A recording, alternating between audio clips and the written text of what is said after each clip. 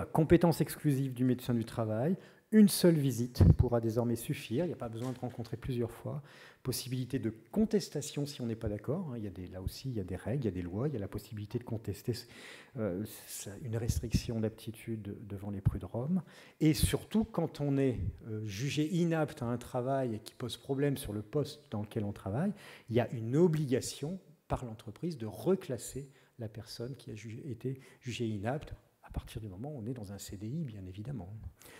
Donc intervention de la cellule de maintien dans l'emploi, bilan de compétences, études ergonomiques, rappelle que l'AGFIP qui récolte les fonds que les entreprises doivent payer si elles n'embauchent pas suffisamment un pourcentage de travailleurs handicapés, ces fonds servent justement à aider à maintenir des personnes souffrant d'un handicap, quel qu'il soit, dans le monde du travail.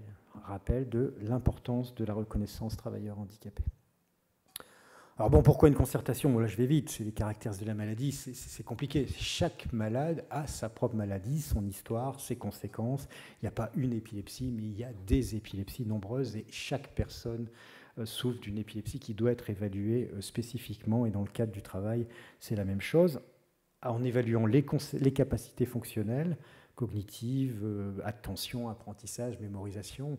Rappelez que si on donne un 30% supplémentaire pour les examens, par exemple pour le bac ou le brevet, c'est pas, il y a une raison. On sait très bien que pour une intelligence équivalente, il y a une certaine lenteur qui donne droit à un temps supplémentaire. Et donc quand on travaille, quel que soit le travail, il faut donner ce temps et l'entreprise doit accorder ce temps. À partir du moment où, là encore une fois, je suis dans la théorie, je sais très bien que dans la pratique, ce n'est pas aussi simple et que ce n'est pas comme ça que ça se passe. Mais ce sont des droits, donc il faut se battre pour ces droits. Alors, l'interruption du contrat de travail, bon, il y a l'arrêt maladie, il y a la suspension du contrat de travail, bon, il y a les droits de l'employeur, je ne vais pas aborder ce sujet-là, que je connais beaucoup moins bien. Le risque d'absence répétée de prolongée, les droits et devoirs du salarié, la possibilité de visite de pré-reprise. Bon, voilà, il y a des modalités, mais tout ça doit être anticipé, de faire en sorte qu'on ne doit pas être dans ce cadre d'interruption de travail, qui, encore une fois, en France, on a un pays qui protège fortement le travailleur contre plein de choses, mais notamment quand il est malade et dans le cadre de sa maladie. Rupture du contrat de travail, il faut qu'il y ait des motifs et rappeler, alors ça on est obligé de le rappeler parce que je parlais du harcèlement qui pousse des personnes à vouloir démissionner de leur travail, alors qu'il ne faut surtout pas démissionner du travail, il faut aller jusqu'au bout dans le maintien de travail pour ensuite être aidé et qu'il y ait une reconversion possible. Il ne peut pas y avoir d'inaptitude médicale sans possibilité de reclassement. Alors, rappelle aussi qu'avant 25 ans, le rôle, ce sont les missions locales qui prennent en charge les adultes jeunes jusqu'à 25 ans et qu'après 25 ans, ce n'est plus la mission locale, le rôle est le Cap emploi. Alors, le problème Cap emploi, c'est comme Pôle emploi, ils sont débordés et donc c'est très long. C'est très long. Il y a des gens compétents, il y a des gens qui aident à Cap emploi, mais en effet, il faut être patient, il faut être aidé, il faut connaître les difficultés, parfois les méandres administratifs, mais toujours se rappeler que les droits du malade existent. Et je rappelle toujours la reconnaissance travailleur handicapé.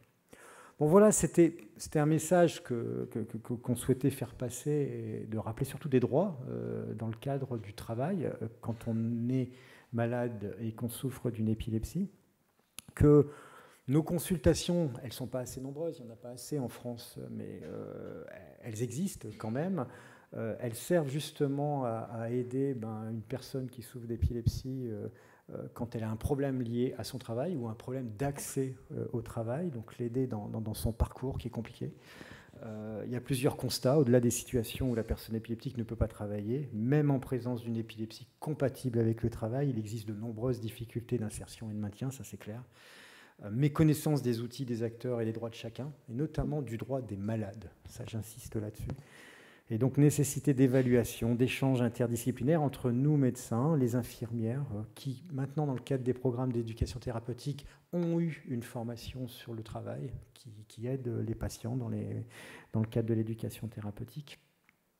Et bon, éviter les idées reçues ou les erreurs. Alors, J'avais amené, mais je vais le laisser plus dans la discussion, quelques exemples de patients que je suis et comment ils se sont comportés au niveau du travail, mais je donnerai ces exemples en fonction des questions qui seront posées, ou des échanges d'ailleurs que vous pouvez, des témoignages que vous souhaitez apporter.